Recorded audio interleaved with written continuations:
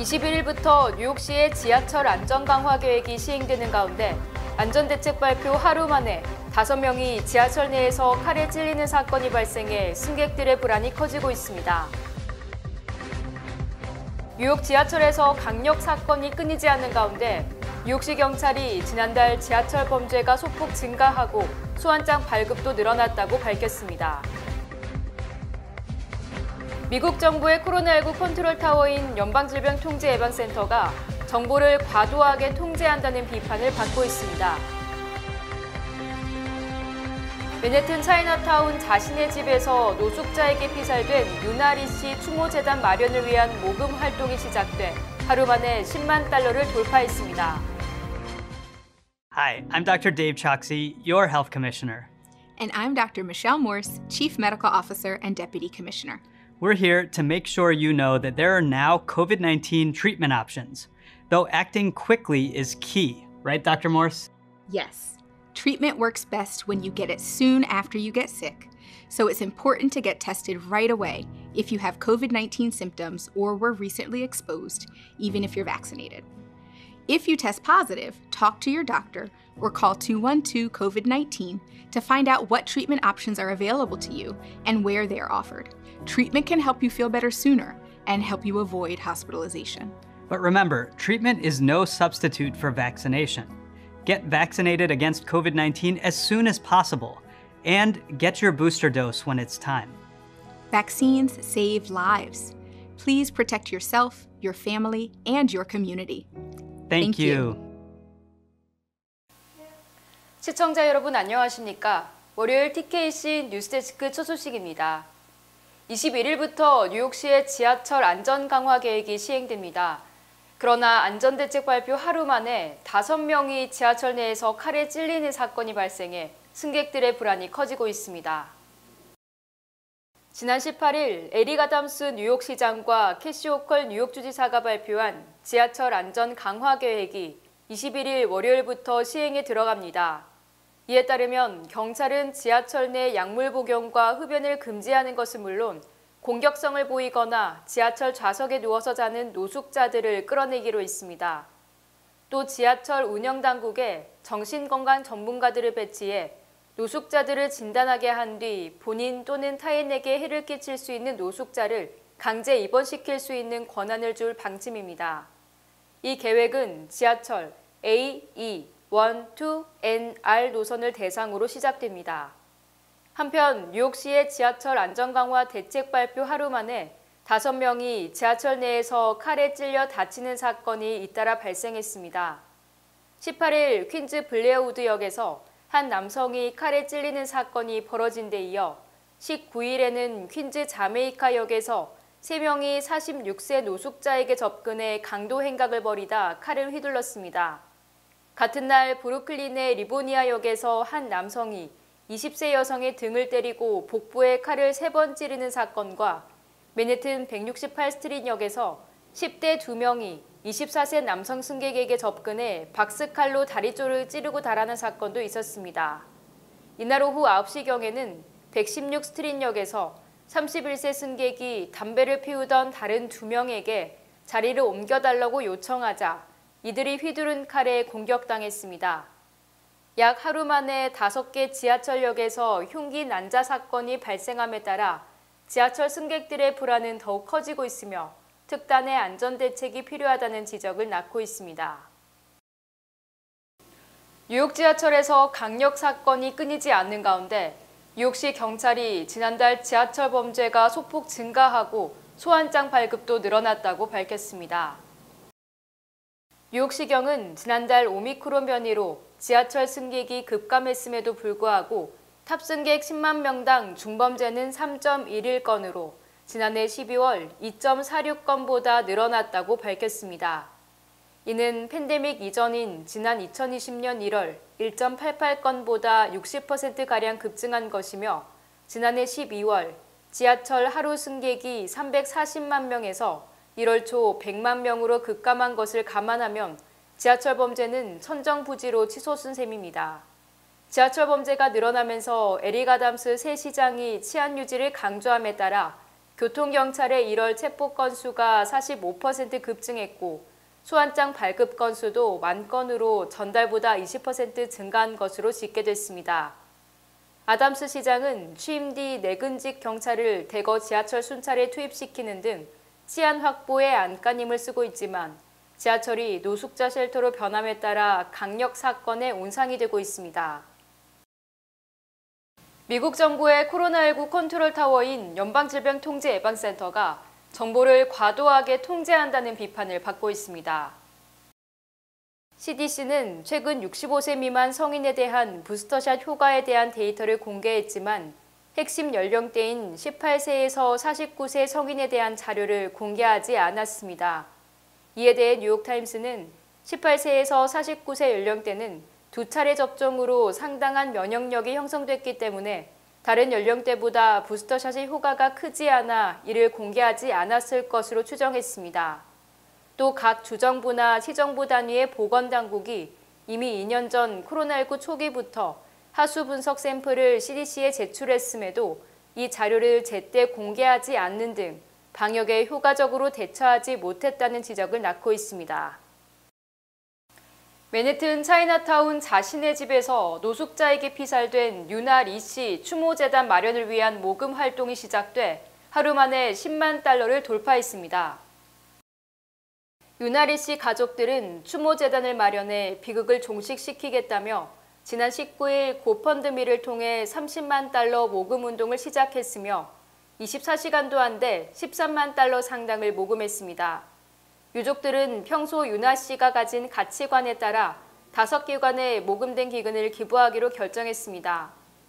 여성 권익 향상단체인 플랜드 페어런트후드의 35,800달러, 우먼카인드의 26,850달러, 엘리자베스 스트릿 가든의 17,900달러, 프로스펙트 파크 보호단체의 1,500달러, 그리고 세이프웍스의 8,950달러를 각각 기부할 예정입니다. 유족이 가장 많은 돈을 기부한 플랜드 페어런트후드는 이 씨가 생전에도 꾸준히 기부를 한 단체로 확인됐으며 30만 달러 전액이 모여지면 추가로 기부를 할 계획입니다. 유족들은 유나는 항상 긍정과 사랑을 발산하던 사람이며 주변 사람들을 사랑했다. 기금을 통해 불행한 사건을 종식시키고 희생자와 가족을 위로할 것이라고 밝혔습니다. 한국 정부가 해외 입국자 자가 격리를 위한 안전보호 앱 사용을 중단하는 등 해외 입국자에 대한 방역 규정을 완화하고 있습니다. 한국중앙방역대책본부는 21일부터 안전보호 앱을 활용한 해외 입국 자가 격리자 관리를 중단한다고 밝혔습니다.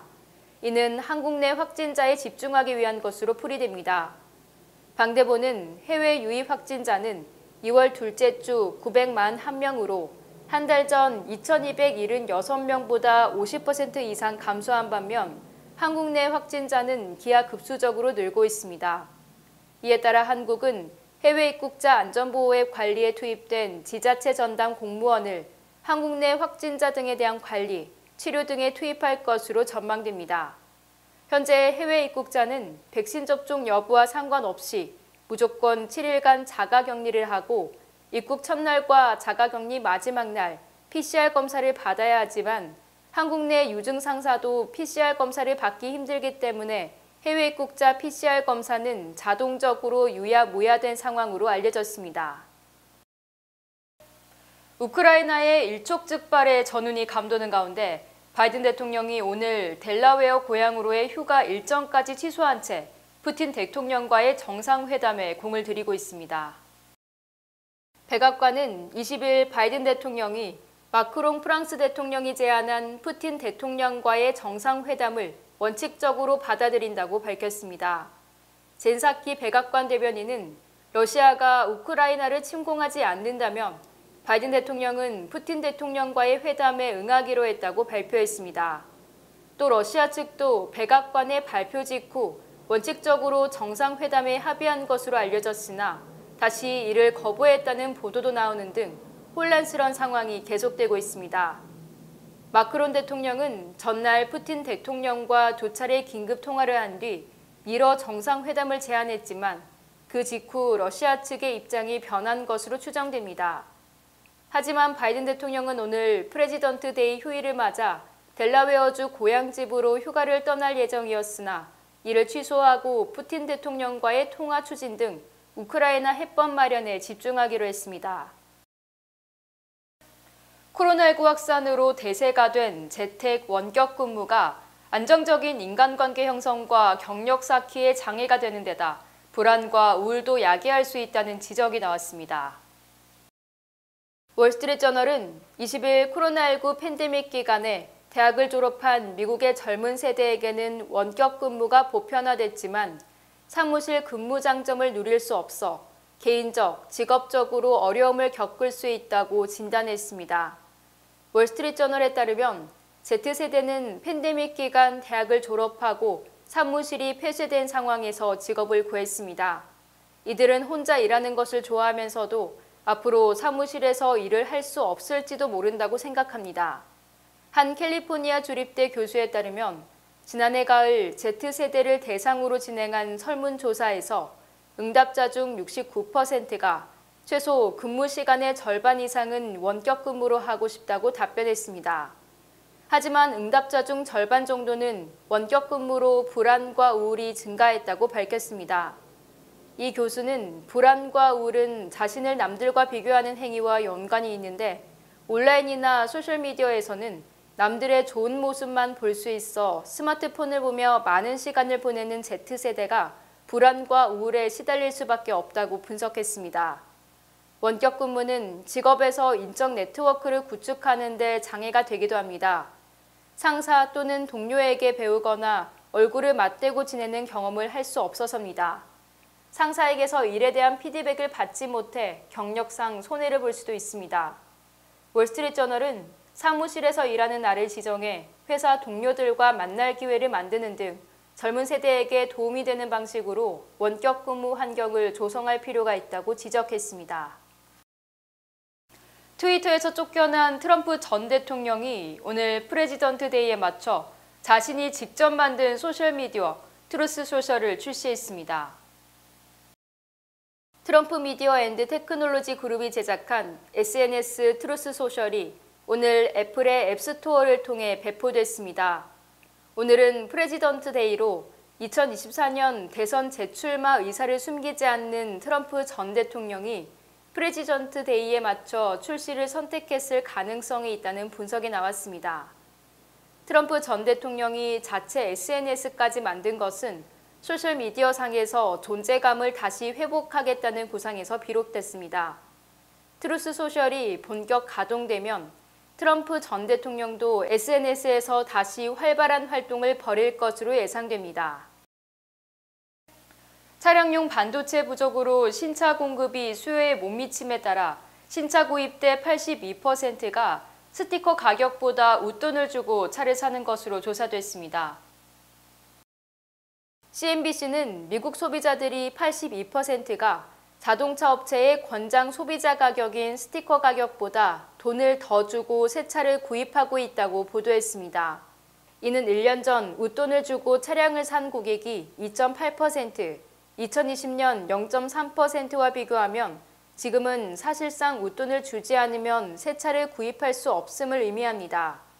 지난달 새 차 평균 구입 가격은 45,700달러로 스티커 가격 45,000달러보다 약 700달러를 더 주고 있습니다. 특히 캐딜락은 4,000달러 이상, 랜드로버는 2,500달러, 기아차는 2,300달러의 웃돈을 주는 것으로 나타났습니다. 반면 링컨은 스티커 가격보다 510달러 낮게, 볼보도 870달러 깎아서 구입하고 있으며 볼보와 GM은 딜러들에게 스티커 가격보다 더 받지 못하도록 강력하게 규제하고 있습니다. 지난달 전국의 기존 주택 매매 건수가 크게 증가한 것으로 나타났습니다. SBS 뉴스입니다. 미 부동산 중개인협회는 지난달 매매 건수는 650만 건으로 집계됐다고 밝혔습니다. 전달인 12월보다 무려 6.7%나 급증해 최근 1년 사이 가장 큰 증가율을 기록했습니다.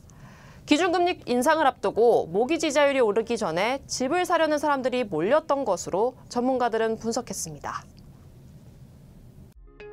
주요 단신 전해드립니다. 어제 오후 4시쯤 콜로라도주 커머스시의 한 아파트에서 마약 과다 복용으로 성인 5명이 숨진 채 발견돼 경찰이 수사에 나섰습니다. 지난 19일 롱아일랜드 서포 카운티에서 조류 독감이 대거 발견돼 연방농무부, 뉴욕주 농무부 등이 긴급 대응에 나섰습니다. 캐시 호컬 뉴욕주지사와 에릭 아담스 뉴욕시장이 어제 맨해튼 차이나타운에서 열린 음력설 퍼레이드에 참석해 아시안 최대의 명절을 축하했습니다. 지난 18일 오후 5시 51분 순위의 포츠담 캠퍼스 내에서 21세 여학생이 31세 남성이 쏜 총에 맞아 목숨을 잃었습니다. 퀸즈 지역 소방서에 근무하는 49세 남성이 필라델피아에서 총기 부품을 뉴욕으로 몰래 들여와 저격용 라이플을 만드는 등 불법 무기 소지 혐의로 경찰에 체포됐습니다. 650억 달러 폰지 사기를 저지른 버니 매도프의 여동생 및 남편이 어제 플로리다 팜비치의 한 아파트에서 숨진 채 발견됐으며 경찰은 이들이 자살한 것으로 추정했습니다. 최근 3개월 매출이 기대에 못 미친 유명 햄버거 체인점 쉐이크쉑이 다음 달부터 햄버거 가격을 최소 3%에서 최대 3.5% 인상하기로 했습니다. 올해 95세인 엘리자베스 2세 영국 여왕이 코로나 확진 판정을 받았으며 영국 왕실은 여왕이 치료를 계속받으며 방역 지침을 따를 것이라고 전했습니다. 미주 최대 한인은행 뱅크 오브 호프가 함께 성장할 당신을 기다립니다. 지점 내 텔러부터 융자 부서까지 다양한 분야의 신입과 경력 포지션을 채용하고 있으며 자세한 내용은 bankoofhope.com 내 커리어 페이지를 방문하시면 됩니다. 희망을 설계하는 전문가들의 은행 뱅크 오브 호프. 지금 지원하시고 내일을 위한 더 큰 희망을 꿈꾸십시오. 날씨 전해드립니다. 화요일인 내일은 비 소식 있습니다. 내일 낮 최고 기온은 55도, 밤 최저 기온은 53도입니다. 해 뜨는 시각은 오전 6시 40분, 해 지는 시각은 오후 5시 38분입니다.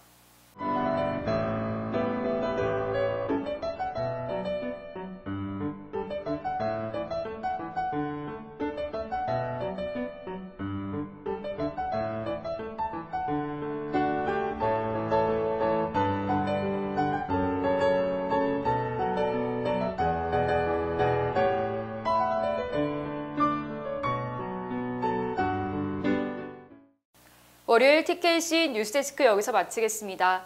시청해주신 여러분 고맙습니다.